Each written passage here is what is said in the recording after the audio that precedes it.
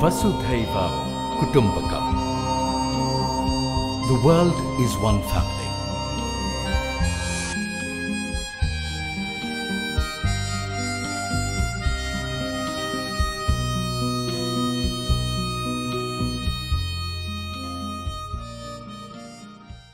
Hi, Liam. I'm really happy to have you here. My interest is in global citizenship for this course. You know the sort of the overall brief. I'm going to ask you two questions. One is how do you understand global citizenship, and two, what's giving you hope in the current world? Liam is the CEO of Comlink. I'll put up a link to that below the recording so that people can go and find out more about you if they want to, Liam.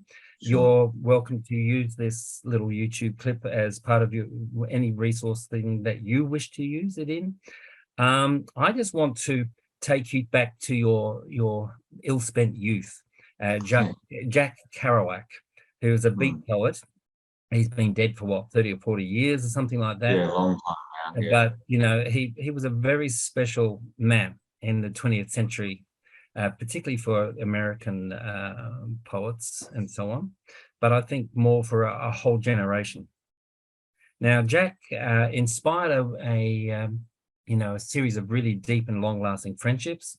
One of which was around a romantic sexual relationship with a younger woman who suffered from depression, and he spent a lot of time giving her support, you could say. And I just wanted to kick off by reading, if I can, this little extract from a dream that this woman had had. Lois was her name. And she said she'd had this dream where she was wandering around on a very hot, sultry night, and she heard the most exquisite music. And she says this: I asked someone in the dream what it was, and they said that it was the voices of all nationalities speaking. The dream was all about kindness, the huge love and kindness. Okay, so that's what she was thinking. She was thinking of it in regards to Jack Kerouac coming and visiting her when she was suffering from a major depressive episode. Okay, so what I'd like to do is use that as a springboard, because I know you love Kerouac. Yeah. We haven't rehearsed this at all to use this.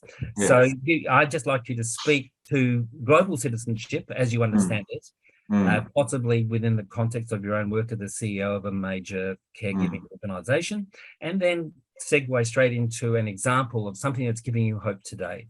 So, Liam, you have the floor. Thank you so much for giving us the time, by the way. Thanks. And I will shut up because I'm really good at that. That's okay. Thanks, Marcus. And I appreciate you using Kerouac for me as I guess the entry point into this. And as you know, you supervised my PhD journey, and the entrance for me, when I was searching for something as a researcher to find inspiration, excitement, and at times when you have a lack of motivation to go and write and to research, it was Allen Ginsberg, who was another beat poet who I was introduced to through Kerouac. But my story of Kerouac started when I was 15. I was born in Australia, in Brisbane, but very young age moved to Fiji and grew up in Fiji with my family. And then when I reached high school, moved to New Zealand and grew up in New Zealand. So I'd had a fairly, not necessarily nomadic life, but I was certainly aware of a broader world outside of myself when I was at a very young age. My mum was a migrant to Australia, a British migrant nonetheless, a 10-pound pom, but the stories for her from what it was like being a child in the UK and having, a British family, and how different it was. Australia was the Wild West. So I was always, I grew up with this sense that there was a really wide world out there, but I didn't really understand it. And found myself at 15 sort of in a fairly blokey world, what we would probably now call toxic masculinity, a lot of rugby in the middle of New Zealand, and all of the culture that goes along with that. And I had an English teacher, Mr. Bailey, who was throwing out a lot of old books from the old curriculum. And he said to me, look, Liam, we used to teach On the Road by Jack Kerouac. We don't teach it anymore. I think you're the kind of person that would understand what this is about. And if you want to have a conversation with me about it, you're welcome to. So I took it home, and it's I remember very vividly that feeling of being alone in my bedroom and finishing the book, and then immediately turning to the front page again and wanting to start all over again. And a lot of that had to do with the complex nature of the way Kerouac writes. You know, he's a free verse poet, for want of a better term, but it's such a dense story with so many characters and so many sort of tangents of storyline and narratives woven throughout. And I was just infatuated with it. It was this beautiful world that existed not only beyond me and beyond my small bedroom, but also in time and space. You know, it happened before, but it felt so intimate to me. And it was almost like it was something that was going to happen to me one day. I was 15, and this was a story of, you know, young men in their, you know, early and mid-20s adventuring. And it was something that I had to look forward to. And it was also a different way of talking about what it meant to be a man, which I found quite interesting at that time. Now, you know, Kerouac's friends are very problematic characters. Don't get me wrong, and we shouldn't be rose tinted about that. You know, they were definitely not offering a more positive version of what masculinity should be. Certainly not in the 40s, early 50s, and in America. That's certainly not what I'm saying. But what I am saying is that they as a group of people, as both as academics and writers and researchers, but artists primarily, had the courage to go out and say there's a different way to be in this world. You know, they were sitting at the end of World War II going, we actually don't want to do the things that happened before us. And what our parents did and our grandparents did. We think we want to reimagine what the world can and should be like. We're actively not going to go out and get jobs as men and marry women and raise children in the suburbs. We want to do and be different in the world, and we want to find out how to do that. And so they did things like, you know, drive in long trips in cars, visit jazz, you know, that were only before then only for, you know, Black American jazz musicians to go. They would go in, sit and listen and watch.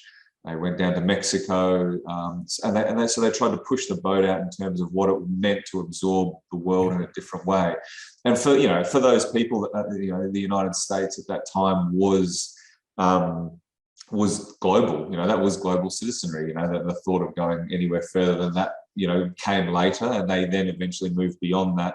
Those people that those contemporaries of Kerouac and others went outside the borders. But to me, it was a fascinating way to talk and think about things. But it touched me because it's so artistic, you know, and it's really beautiful, and aesthetically it attracted me, and so I wanted to hook into that.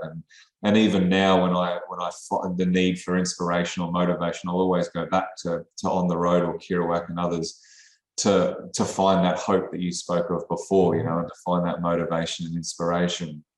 So when I became, you know, interested in futures and the idea of futures research, I came back to Kerouac, and at the time I was, you know, you and I were working together on this engagement piece, you know, and how do you engage people to think differently about their futures? And I think a lot of what we do in that space is to unlock different forms of imagination for people. And I think despite connectivity with people and despite the hyperconnectivity even through devices, people's imaginations continue to be stifled by this world around us. And so I saw my role in that space is to unlock imagination in the same way that Kerouac unlocked my imagination. Because I think if we can unlock imagination of those around us, we can all collectively imagine new futures. And I thought about Kerouac's, you know, his line in On the Road, where he says, "The only ones for me are people that burn, you know, burn like Roman candles, burn, burn, burn into the night, you know." And you find people, and you and I found each other, Marcus, and we found other people that burned, and then we went out to try and light fires of other people.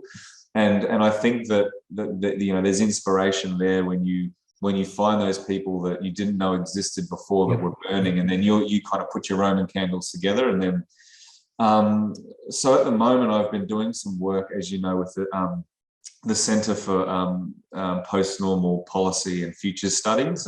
It's a think tank focused specifically on post-normal times, which is the theory that Zia Sadar wrote about in Welcome to Post-Normal Times. And there's been a group of us, you know, who collectively been thinking about this idea of post-normal times that you turned me on to, actually, Marcus. And And, you know, I find a lot of inspiration and hope. I was recently in Kuala Lumpur with the centre doing some workshops there, specifically for young people who don't have access necessarily to academic or tertiary institutions to further their thinking. They're artists, they're creators, they're computer hackers. You know, I'm a culture hacker and a computer hacker, and they want to get together to think about how they can use their Roman candle burn together to then go back into their communities. And Malaysia is quite a dispersed geographical community and very culturally diverse. They wanted to work out ways to go and do it.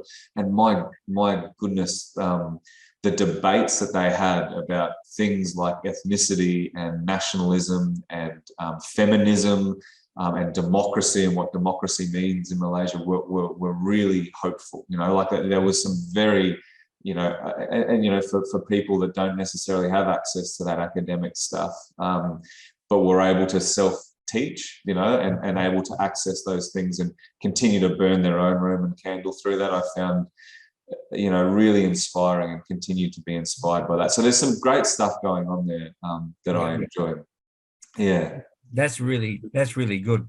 Yeah. So you've given people who are listening a lot to think about. Is there a final message?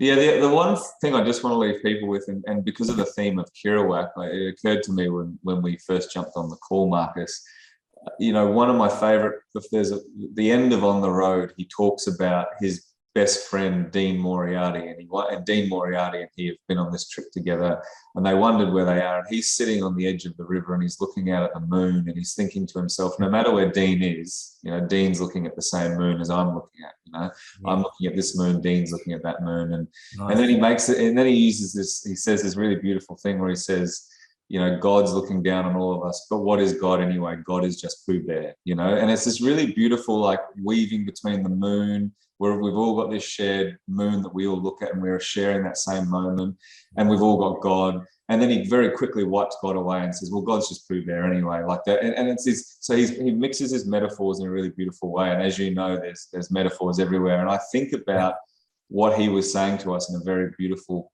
poetic way is that we all share this reality, and we can be, you know, we can be as flippant about that as we want to be. And I think as we approach the future together and collectively and collaboratively, we need to reimagine ways to think about what that future that we share is. And I think whether it is about sharing the moon, sharing God, or sharing Pooh Bear, it doesn't really matter. You know, what Kerouac's telling us is as long as we share it, I think that's the most important thing, and resonate on that. So I'll just leave you with that, I think. Yeah, thank you, Liam. That's no really worries, Marcus. Thanks for inviting me. I appreciate it. No, it's really great. So